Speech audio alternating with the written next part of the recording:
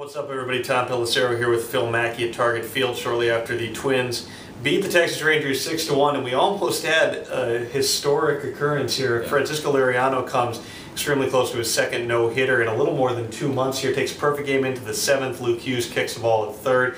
Gets into the 8th inning, but a long bottom of the 7th seemed to just derail him enough. Yeah, Liriano was, you can make a case, much nastier today than he was when he threw the no-hitter in Chicago. If you go back to Chicago, he actually threw more balls than strikes in Chicago, had some help defensively. Today, one of the best lineups in baseball looked like they didn't even have a chance for 7 innings. And then the half-hour delay, Liriano comes out a little bit rusty, throws 3 straight balls to Beltre, then grooves a 3-run fastball. But overall, much more dominant today than he was in the no-hitter. And from talking to people in the clubhouse, it sounds as though the tightness that Liriano described himself as tight coming out. He didn't mean that physically, though. He said the shoulder felt okay, his arm was fine, but mentally he had tightened up a little bit, having that much time in the dugout to sit there and think about it. Right. And just big picture-wise for Liriano, since the beginning of May now, if you take out that 3-inning short start where he came out with shortness of breath and the flu, a 1.44 ERA in 5 starts with, I believe, 31 strikeouts in 25 innings. So you're finally seeing now in the last month, the Liriano we expected going into the season has finally arrived. We'll see if he can fully erase that bad month of April he had. And we're sort of seeing the Twins we expected, at least in terms of wins and losses. They've won now 9 out of 11. They're back within 9 games of Cleveland, which would not be impressive if you didn't remember that 2 weeks ago they were 20 games below 500. They absolutely looked like they were left for dead.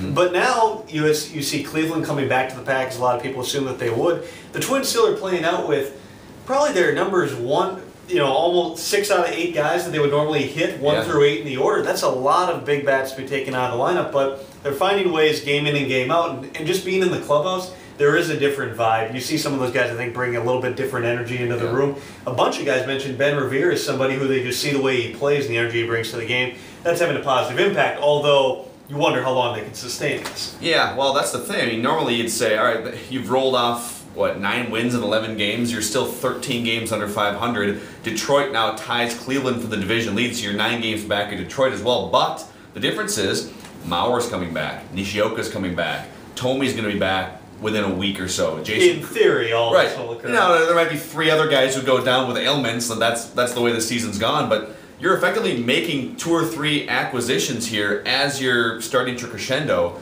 And that's why it's different than if they were just, if they had their full roster going on this run right now, you might say the train's going to slow down at some point. But the fact that they're adding all these pieces, I mean, could they win this division? It's not out of the question. They're still 13 games below 500. But it's like this recent run, they're 13 games below 500. But it's not, but we haven't written them off. And we'd be stupid to say, well, they're way too buried at this point to make a run in this division. No. We're just into the beginning of June right now. They got plenty of time. And they go to Kansas City, they take 4 in a row. They go to Cleveland and take 2 out of 3. Then they come home, face a very good Rangers team that's leading the AL West. You take 3 out of 4. There's reasons to believe in this. I think the starting pitching has to be very high on that list. Yeah, the starting pitching has been phenomenal. Baker and Blackburn, with those 2 guys have given you so far. The biggest question mark right now, and even if they continue to make this run, the bullpen is not, it's smoke and mirrors for the most part. They've taken a lot of pressure off the bullpen of late. Yeah, well, I mean, Baker goes a full 9, then Liriano goes 8, and so Burnett comes in, pitches him a cleanup 9th with a 5-run lead. But